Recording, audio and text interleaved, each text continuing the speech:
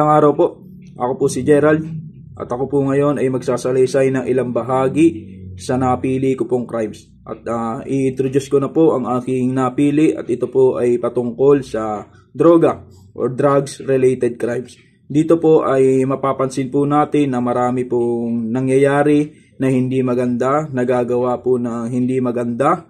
Katulad na lamang po ng mga pagnanakaw, katulad na lamang po ng mga paggamit ng pinagbabawal na gamot,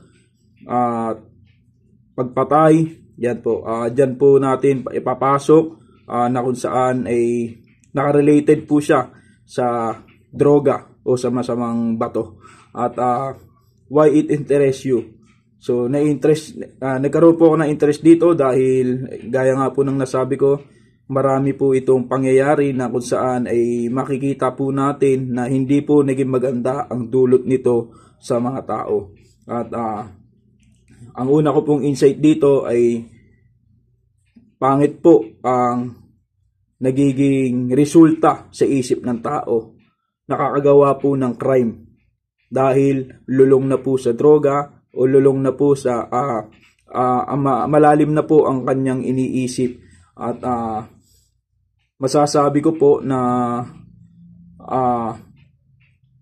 maganda po itong pag-usapan, lalong-lalo na po sa criminology dahil tayo po ay tagapagbantay ng mga nasasakupan po natin. At ayon po sa Profile of Drugs Abuser, makikita po natin sa Dangerous Drugs Board, ang statistical analysis po nito ay 94% po ang gumagamit ng methamphetamine na kung tawagin po natin ay shabu. At ang 24% naman po sa cannabis na kung tawagin po natin ay marijuana. At ayon po sa Dangerous Drugs Board PH, makikita po natin itong porsyento na napakarami na pong gumagamit nito. At ayon naman po sa Bureau of Justice Statistics, ang drug sale po ay umabot na po ng 79%, ang burglary ay 68%, robbery 65%, assault 48%, prostitution 47%, at stolen property 58%. So napakahalaga po na mapag-usapan po natin ang mga ganitong krimen nang sa ganoon ay masugpuan po natin ang mga ganitong pangyayari. Lalong-lalo na po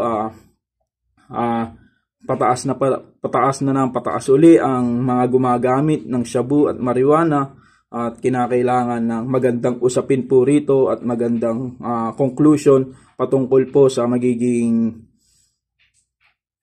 solusyon po natin.